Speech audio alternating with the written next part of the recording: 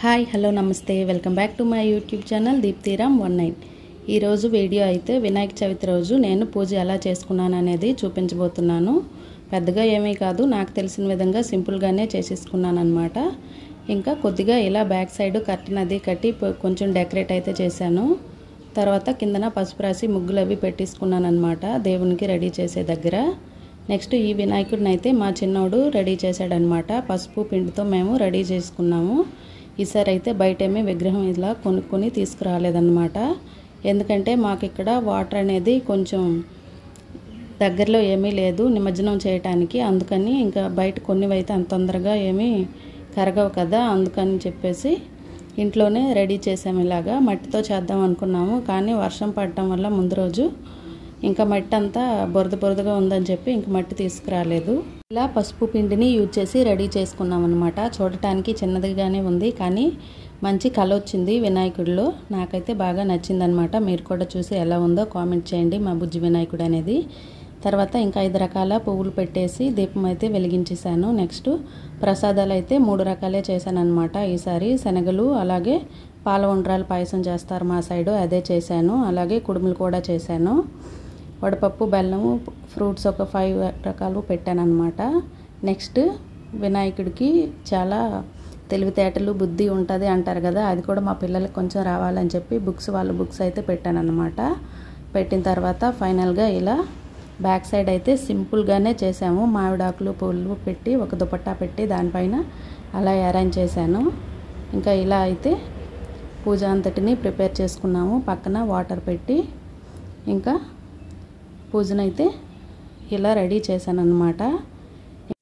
Next తాంబూలం పెట్టి దానిపైన పసుపుతో కొంచెం మళ్ళీ గణేషుని రెడీ చేసి దానిపైన పూజనైతే చేసేసుకున్నాను. వెండి విగ్రహాలు లాంటివేమీ ఇక్కడికి తీసుకురాలేదు, అన్నీ ఊళ్ళోనే ఉన్నాయన్నమాట. అందుకని ఆ పసుపు పైనే గణేశుడిగా భావించి దానిపైనే పూజించుకున్నాను అనమాట. బుజ్జి బుజ్జి గణపయ్య బొజ్జ గణపయ్య శరణు గణేశ శరణాలయ్య పాట విని భయపడకండి ఫ్రెండ్స్, ఎలా ఉందో కామెంట్ చేయండి. శుక్లాంబరధరం విష్ణుం శశివర్ణం చతుర్భుజం ప్రసన్నవదనం ధ్యాయేత్ సర్వ విఘ్నోపశాంతయే అగజానన పద్మార్కం గజాననం మహర్నిశం అనేకదంతం భక్తానం ఏకదంతం ఉపాస్మహే.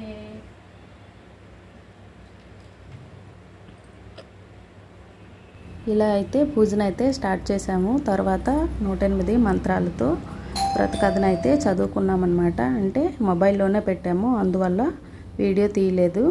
నెక్స్ట్ మా పిల్లలకైతే ఆ రోజు లీవు, మా హస్బెండ్ అయితే డ్యూటీకి వెళ్ళారనమాట, వాళ్ళకైతే లీవ్ ఉండదు. ఇంకా పూజ అయిన తర్వాత మా చిన్న అబ్బాయి అయితే కొబ్బరికాయని కొట్టేశాడు. నెక్స్ట్ మా పెద్ద అబ్బాయి కనిపించట్లేదు అనుకోకండి, వాడైతే వీడియో తీస్తున్నాడు. ఇంకా హారతి అయితే ఇచ్చేసామన్నమాట. ఏదో నాకు తెలిసిన హారతి పాటను అయితే పాడేశాను. ఇంకా మా పిల్లలు నవ్వుతున్నారు పాటను విని. ఇంకా ఇలా పూజ అంతా కంప్లీట్ చేసుకున్నాము. ఈ విధంగా మా పూజ ఎలా ఉన్నదో కామెంట్ చేయండి. అలాగే మీరు కూడా వినాయక చవితిని ఎలా జరుపుకున్నారనేది కామెంట్ చేయండి. ఇంకా ఈ సంవత్సరం పూజ అయితే ఇలాగా సింపుల్గా అయిపోయిందన్నమాట. ఈ టైంలో ఊర్లో ఉండుంటే బాగా గ్రాండ్గా చేస్తారు. పెద్ద పెద్ద విగ్రహాలన్నీ తెచ్చి పెడతారనమాట. గల్లీకి ఒక విగ్రహం చొప్పున పెడతారు. మా ఊర్లో కూడా అలాగే బాగా గ్రాండ్గా చేస్తారు 9 రోజులు.